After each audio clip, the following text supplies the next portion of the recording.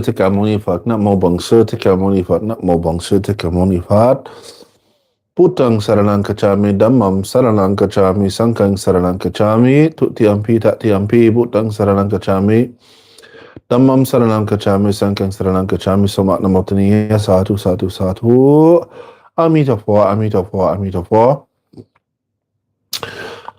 I want to give homage, pay homage in tribute to this self-taught, enlightened one, the Lord Buddha.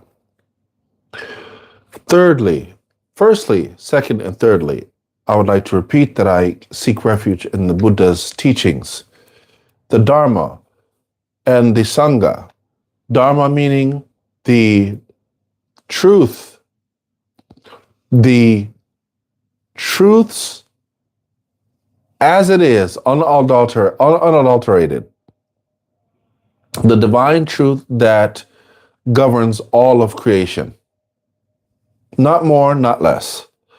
I want to pay homage also to the rightly guided disciples, companions, from the time of the Buddha until now. And also, I would like to acknowledge the workings of the saints, I'm drinking a lot of coffee. Rightly guided saints, enlightened beings called Bodhisattva, that have guided mankind, pushing them towards selflessness and wholesome speech, actions, and thought, that they may free themselves from the sufferings of a turbulent mind, turbulent world, turbulent actions, and results from those actions.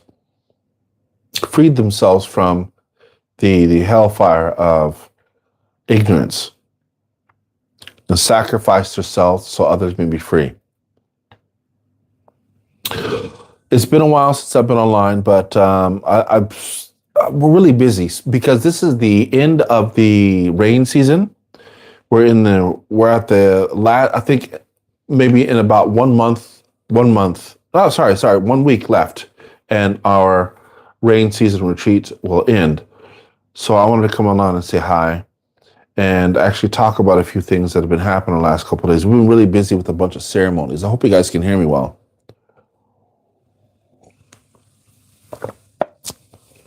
So we've been really busy with a lot of ceremonies in the temple.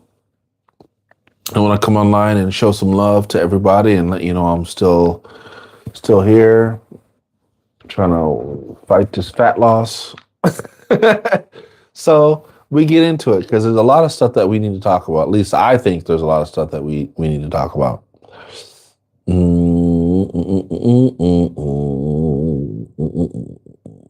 All right, let's go on here. One moment, we're going to get to it right now. We're about to get to it. We are getting to it. One moment. Make sure I got my live screen up here. There's a lot of stuff that we need to talk about, brothers and sisters. And I miss you guys, and I hope you guys are doing well. So let's go ahead and get on here.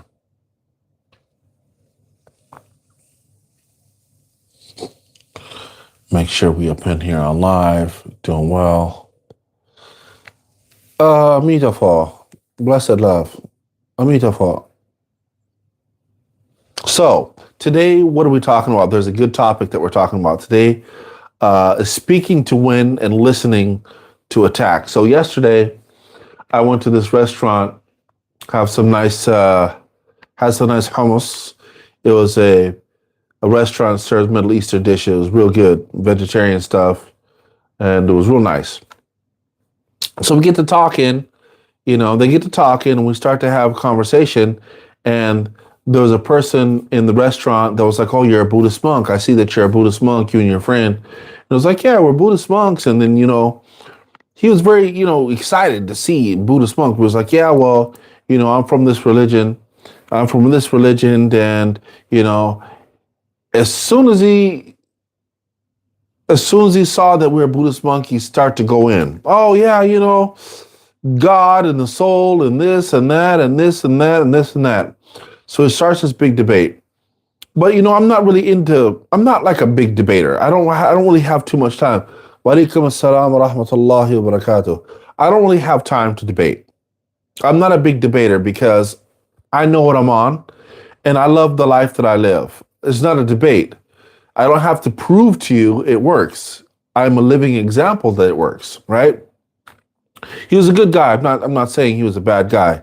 He was a lovely person. You know what I'm saying? I understand. I'll get to it later, but he's a lovely person.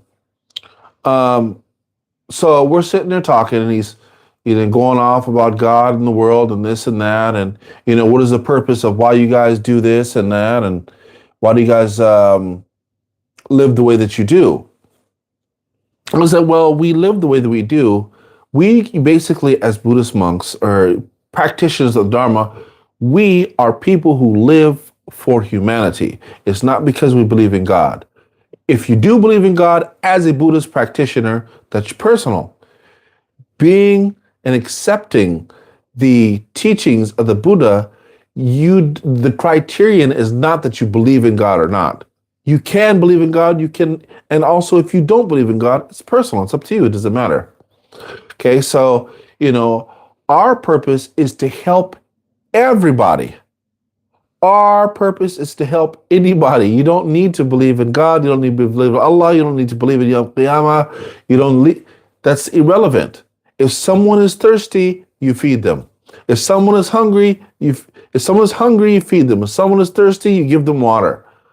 We don't need to wait for revelation. You don't need to wait for prophecy. You don't need to wait for scripture.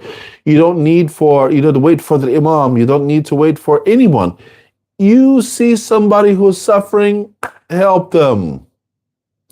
That's it. No one's questioning you. Hey, wait. Before you help me, where did you get the water from? Does the water come from here? No. If someone is thirsty, someone is needing, you just help them. Plain and simple. Okay? So we start talking, and I realized that the questions he was asking me was not because he wanted to understand or get into a dialogue. It wasn't because he wanted to be in a dialogue of understanding the process of how Buddhist thought process worked and why we do things. It was just because they wanted to attack, and I wanted to win the argument.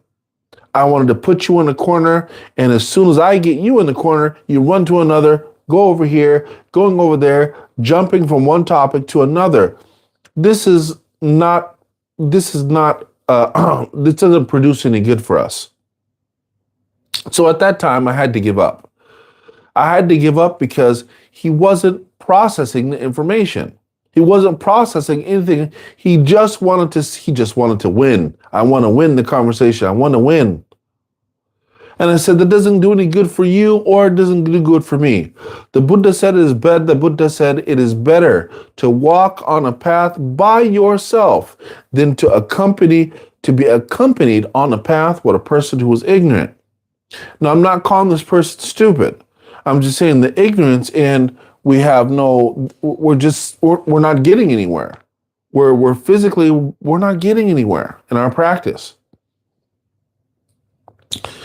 And so it made me think about the purpose of having a rational mind.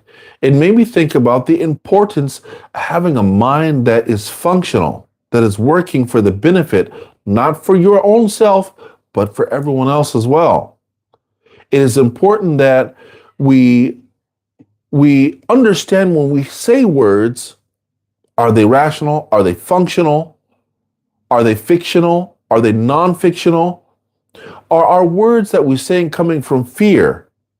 Are they coming from want, which is craving? Are they coming from devotion?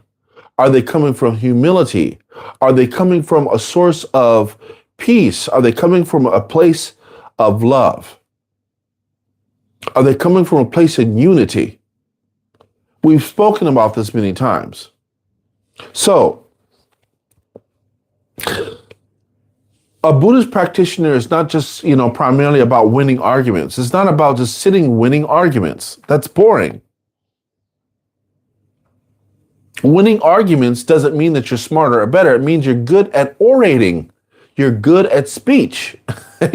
You're better at speaking than some of us.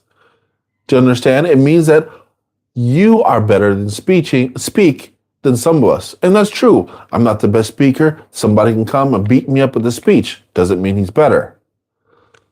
Amitofo. So I'm here to tell you, a person who follows the Buddha, whether he believes in God or whether he believes in not, that's not important. The importance is understanding suffering for humanity and understanding that what we need, we can give and help other people.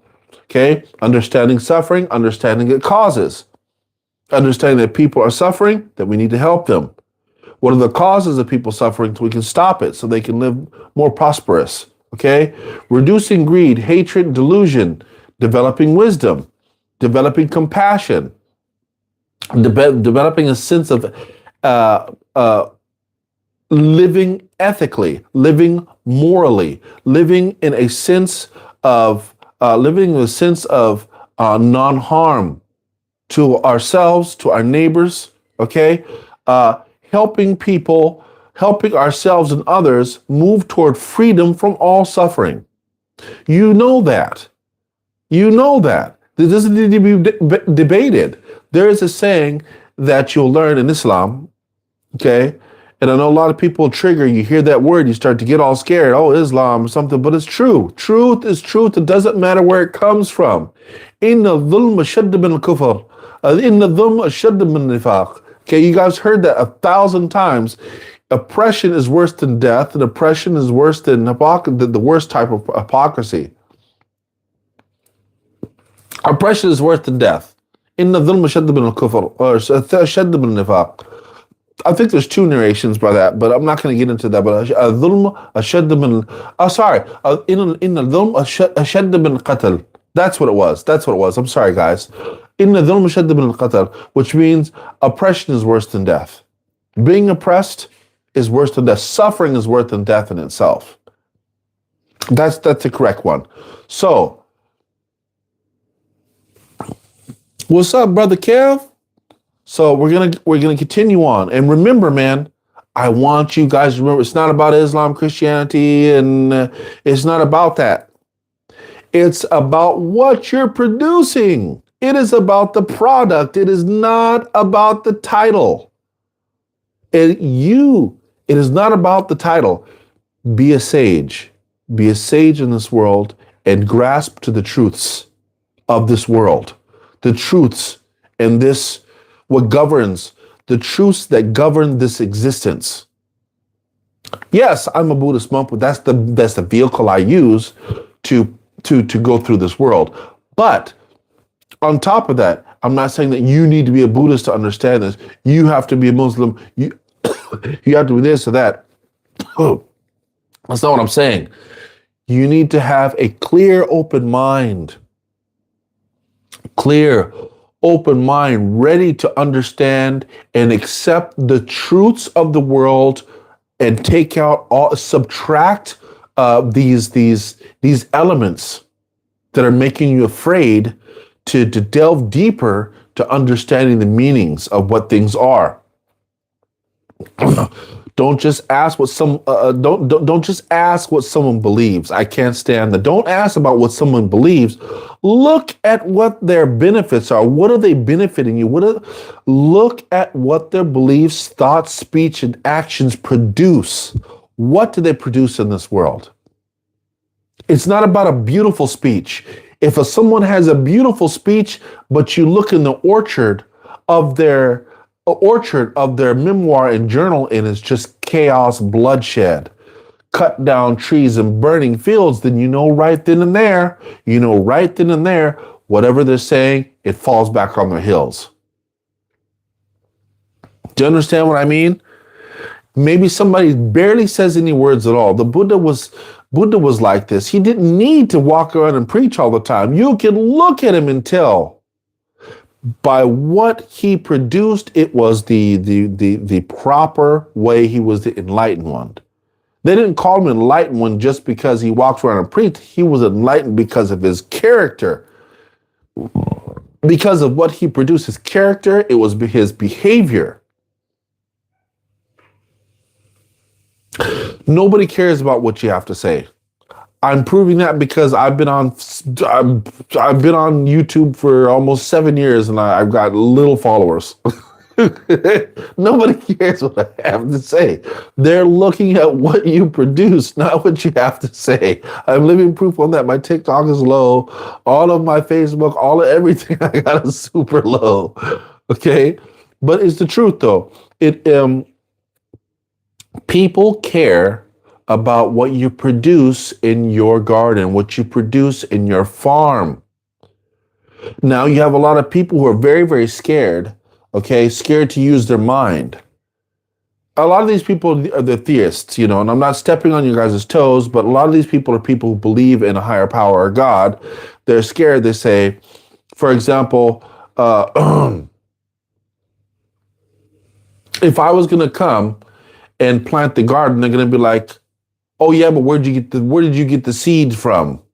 Where did the seed come from, and who created the seed, and was this seed from a divine tree?" I'm saying you're talking about a seed, and I'm talking about what it produced. But you have this the golden seed in your hand, but every time you throw it inside the dirt, it produces nothing. Sour fruit that dies. The trees start to get cut apart. The trees separate. It destroys the soil. But you have the best seed in the whole world. Your seed is the number one seed. Your seed is divinely guided seed. But I'm saying to myself, okay, you want me to leave my garden, leave all of these fruits of success, the fruits of nourishment, and leave it all to follow the seed that you got that causes dissension, causes destruction, it causes people to get hurt and causes suffering. Like you can't understand, you don't know how to rationalize and balance what's happening. You can't see. This is a problem here. So we're gonna go over something today. We're gonna go over something today that I can't get enough of. We can't get enough of, all right? Excuse me. Now, this is called the Eightfold Path. Because I remember when he was talking to me, he was like, "Why do you do these things that you do? Why do you need to do good things? And well, if you don't need a God, or you don't need a God to guide you in doing anything, you're just like a good legacy animal, right? Because even an animal itself will raise his foot to, like a deer that has a dove, it will raise his foot so it doesn't trample its dove while it's milking." So yes, okay, good example. But we have wisdom. We have intention, we have karma, we have things. It's more intricate than just raising our foot like a deer to trample it so we don't trample it. That's compassion. That's because you have compassion. Now, the first of the Eightfold Path, what is it? The first of the Eightfold Path we call right view. Okay, what is the right view? Understanding suffering, understanding its causes, understanding the cessation, meaning how to eradicate, how to extinguish, and how to get rid of suffering. Okay, understanding the path that you need to be on to extinguish the suffering. And the next, seeing reality more clearly rather than through delusion. Okay, and I remember he was like, "Well, what is the purpose of you doing the things that you do? What makes you different?" So I said, first of all, we have a mind, a functioning mind that works. Okay, and the criterion for that are 5. The 5 criterions for you to have a functioning, rational mind that leave you blameless, they get you into higher evolved states of mental clarity. No lying, no killing, no stealing, no sexual deviancy or misconduct, no mind-altering intoxicants. That's the 5 pillars, the 5 sila, panja sila. That is the five pillars that we have. That is showing you that your mind is working. That is showing that your mind is functional. Your mind is rational. Your mind is going in the right direction to develop positive karma for you can understand bigger complex theories. It had nothing to do about me fear God is going to poke me in the stomach or the lightning bolt at me and zap me or the devil whispering. None of that. That's that's somewhere else. First, you need to be firm. You need to be firm in your mind that you are not blameworthy of the 5 precepts: lying, killing, stealing, sexual misconduct, and drugs. The drugs are intoxicants, alcoholism. Okay? First, you need to be 5 of those. That's where the right view comes from. Right view. I'm clear-minded. The second, now, is intention. Right view and intention are different. Okay? Right view and intention are different. Your intention is what you intend to do. Do you understand? Right view and intention are different. I intend to plant a garden. Intention is to implant a garden. The right view is to take what you want to plant and put it in the proper soil. Wrong view is right intention. Wrong view is taking what you want to plant and putting it in the incorrect soil. That means you had the wrong view. You didn't see it all the way through perfectly. You didn't see it correctly. Okay? My intentions are right. I have good intention, but I have the incorrect view for what is needed. So, renunciation rather than excessive craving. Right intention means to have renunciation rather than excessive craving. What is renunciation? It means to kind of let go of and have it a detached manner rather than excessive craving. I want this, I want that, I want them to have this. No, you're supposed to kind of break away from that. Okay? Goodwill rather than hatred, and harmless rather than cruelty. This is the right intention. Renunciation rather than excessive craving, goodwill rather than hatred, harmlessness rather than cruelty. Okay? Now, the next one we want to talk about is ethical conduct. Why is ethical conduct important? Ethical conduct called sila. Ethical conduct is important because right speech. Now we're going into right speech. Right speech is don't lie. Don't nobody got time for no liar. I don't care who you are. You and I know we don't have time for liars. Nobody wants to hear your story. Nobody wants to hear the story that we know the truth to. We don't want to hear it. Don't use divisive speech. Okay, divisive speech is another thing. Don't use abusive speech, or you say things because you want people to do something in your way, which is help you with your craving. That's called divisive speech. We're not supposed to be using divisive speech because you're using people. Nobody likes a manipulator. Divisive speech can be like a manipulator. I'm saying certain things because I'm trying to manipulate you for your kindness, manipulate you for your generosity, manipulate you for your loving heart. All you're turning when you manipulate people, all you're doing is you're pressing the buttons to open up the villain stages in people's life. And Lord knows when you go to the villain stage, people, you never know if they come back. So don't lie. We hate liars. We're not dealing with liars. Divisive speech, abusive speech, okay, calling people out their name, calling people less than what they deserve, okay, engaging in pointless or harmless speech. Pointless speech, speaking truthfully, we're supposed to speak truthfully and beneficially, okay? Don't engage in pointless speech, man.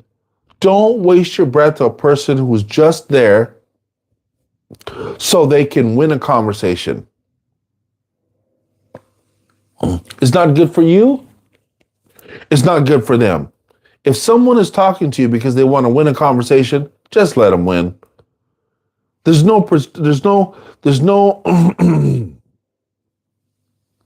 there is no, I don't like the word constructive criticism. Let's say there's no,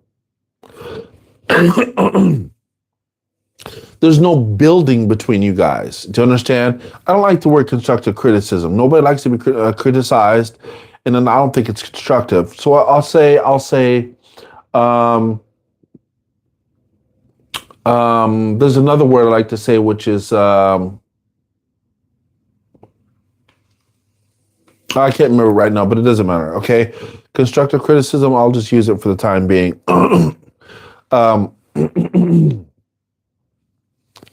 Right action. The next one is called right action.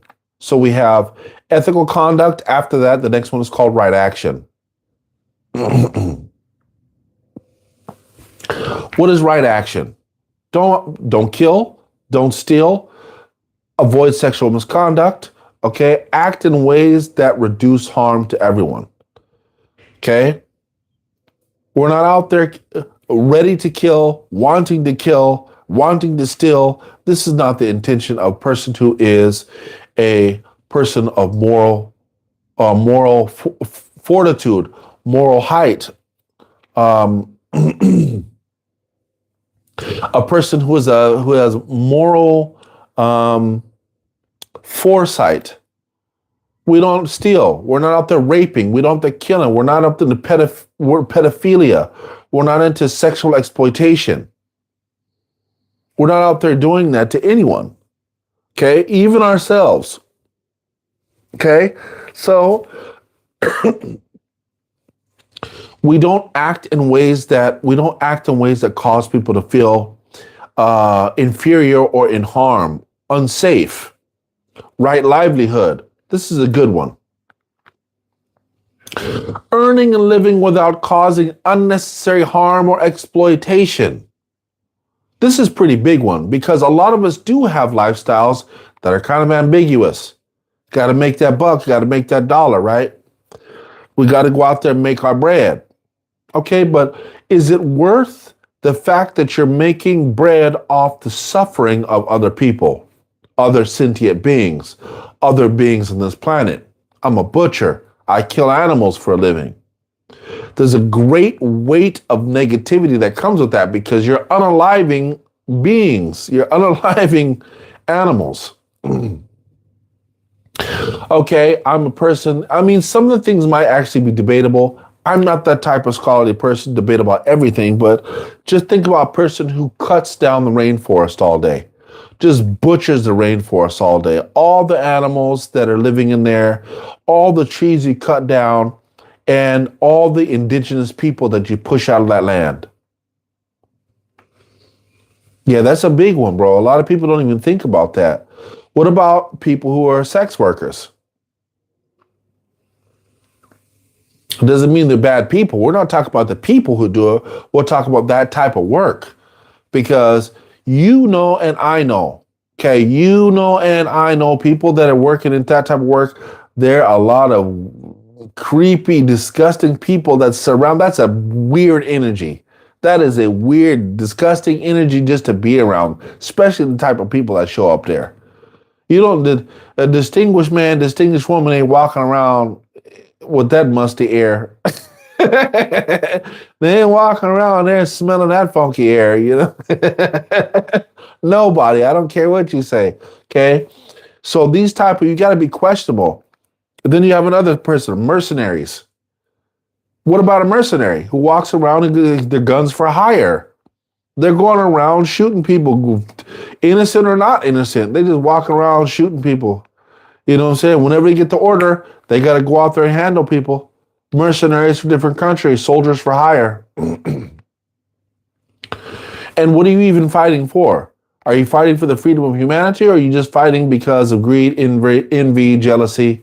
So those things you do need to look at. We're talking about right livelihood. What is considered a right livelihood? A thief is not a right livelihood. A drug dealer is not the right livelihood. And the reason why I say that is because the Eightfold Path is telling you that what you're doing accumulates to you becoming blameless and opens the door for you to accept bigger concept and accept being able to accept goodness when it comes because you live a wholesome life. How do you recognize wholesomeness if you're living unwholesome? If you're living in a way that you get paid from unwholesome activities. Remember, everybody wants to be in paradise, but when paradise comes, they don't recognize it. Everybody wants a millionaire, but as soon as somebody comes out who is a millionaire, you pop the balloon. Everybody wants to live in this utopian idea, but when the opportunity comes, they're like, ew, the opportunity didn't come in a package that I expect for myself, so I'm going to throw this opportunity away. People think they want $1 million, but $1 million is just not going to pop out the sky. It comes in stages, right? $1 million starts to come in stages. So if it does come in stages, you need to be prepared to handle that and accept the $1 million in the stages that it comes. Just to come in a big, huge box. It doesn't work that way. Okay. Mental development. Earning a living without causing unnecessary harm. Explanation. The next one is mental development. Mental development.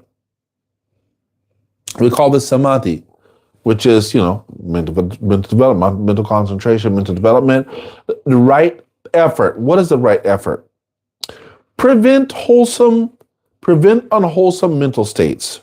Right effort. Abandon unwholesome states that arise. Develop wholesome states. Maintain and strengthen wholesome states. That's the right effort. Right mindfulness. Right effort, right mindfulness. Okay? Right mindfulness is observe the body. Observe the body, which we call rupa. Okay? Observe which we call nama and rupa. We're going to go over that in a minute. Observe the body. Observe the feelings, nama rupa. Observe the mind. Observe mental phenomena. What's going on in my thoughts? What's ruminating in my mind? See what is actually happening rather than automatically reacting. And what we just talked about, right? Mindfulness is called nama and rupa. Okay, so since we're talking about that, nama and rupa are what? Material or physical aspects of the experience. The experience of life is called nama, is experienced through nama and rupa. Example, the physical body, the eyes, and the ears. All right, this is rupa. Rupa means refers to material or physical aspects of experience of this life. Physical body, ears, eyes, nose, tongue, physical sensation, physical objects, material elements, visual forms, sound, smell, taste. The tactile sensations are called rupa, meaning material or physical forms. Okay, you're sitting, like for example, you're sitting in meditation. You get pressure in your knee, pressure in your back. You start to feel these aches. These are all rupa. Now the mind or mental phenomena, which we call feelings, perceptions, intentions, attention, mental activity, mental reactions, consciousness. Okay. First we said we're sitting. The body's aching. That's rupa. Nama is, I feel that I'm feeling pain. Ideas about how the pain feels. Okay. I have this, I don't like the pain. These are the reactions that are happening to the physical in your mind. I got to get out. I got to stop. I got to change my body. I got to think. Anything that the mental processes are happening, these are what we call nama. So going back here, ethical conduct, we talk about sila, we talk about speech, we talk about right action, we talk about right livelihood. We're talking now about mental development, right mindfulness, a right effort, right mindfulness.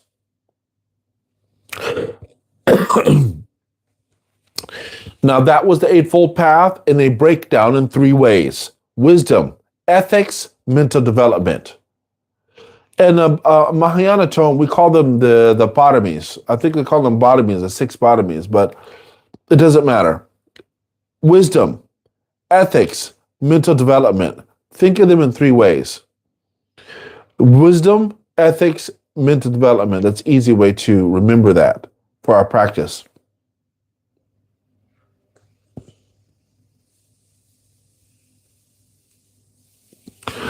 The six sense bases. What are the six sense bases that we have? We're talking about the functional mind. We're talking about a mind that is working, not a mind that's working in a fear, not a mind that's working on craving. Okay, we're talking about a mind that is functioning to understand what is happening so you can process information. Okay, we have the six senses. What are the six senses? Eyes, ears, nose, tongue, and body. The sixth sense being your mind. The thinking and process mental phenomena. Okay, seeing, hearing, smelling, tasting, bodily sensation, and the mind thinking and processing mental phenomena that gives you a useful reference. Okay, that's the six senses. A functional mind is very important.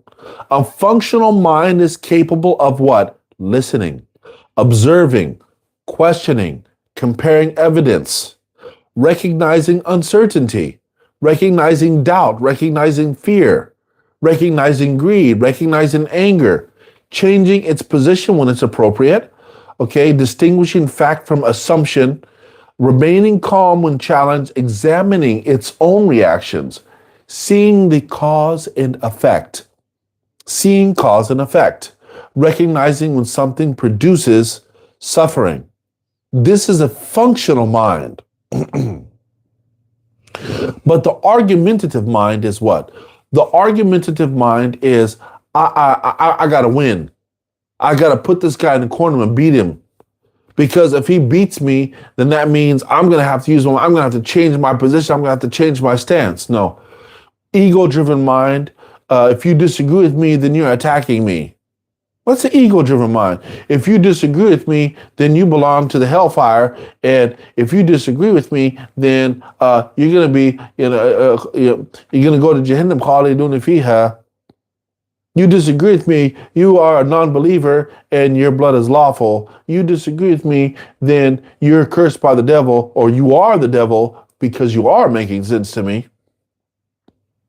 Functional mind.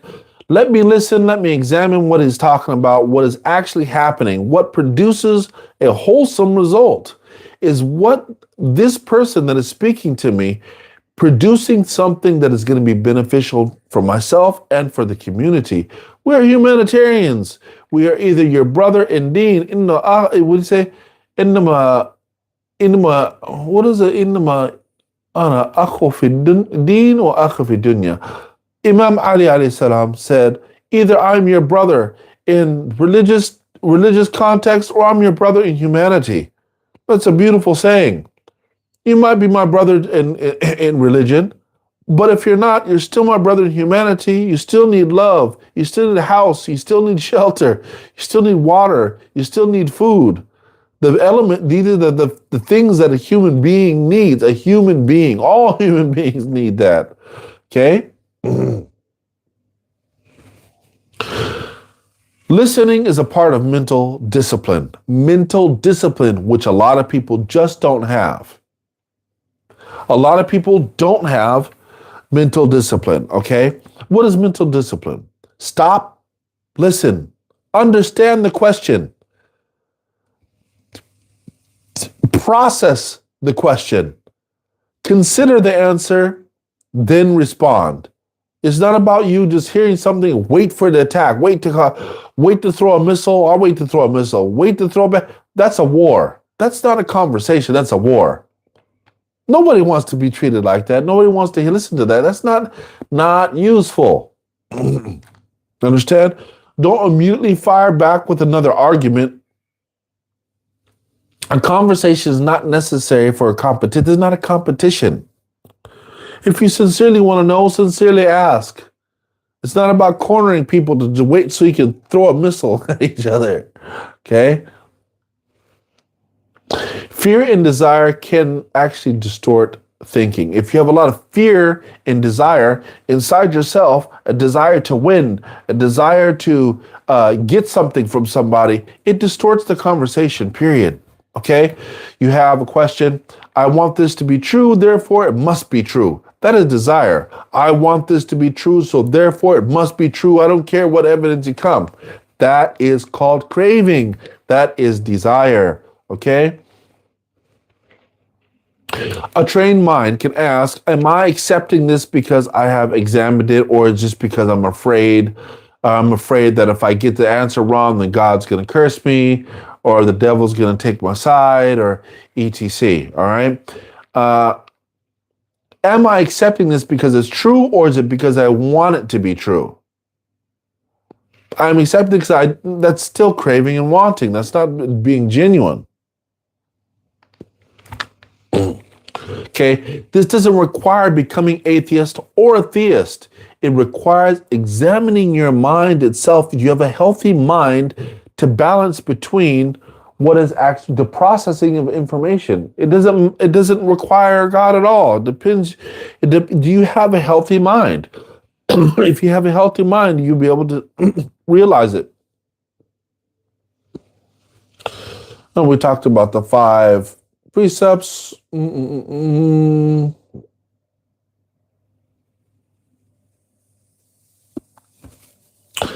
I am parched and hungry, my brothers. I'm going to go ahead and leave you guys for now. And I just want you guys to remember, anytime you're talking with somebody, theist, non-theist, a person who says he has wisdom, a person who doesn't have any wisdom, always look at what they have produced, not about what they preach. It's about what they produce. What does their path produce? What is happening around them? The people that are benefiting from being around them. Sorry, I sound like Rick and Morty. I sound like Rick, but some weird gas in my stomach. Terrible. So I want you to pay attention to what they're producing. The people they hang around with. What are they? Where are they? Where are they in life? Are they happy? Are they sad all the time? Do you understand? It's not about, oh, I have a belief system.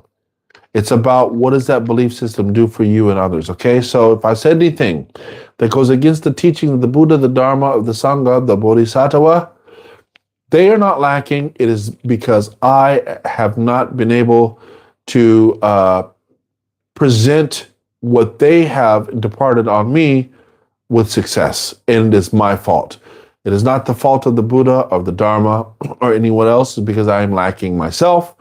I just tell you from my experiences. I tell you from my experience of being a monk of 10 years and continuing. And with that being said, please refer back to the text. We're back to the scholars. Refer back to the meditation masters. Okay. Peace, blessings, love, and light. Amitabha, Amitabha, Amitabha. Blessed love, blessed love. I hope that helped. We'll get some water. I'm thirsty. Okay? I'm out of here.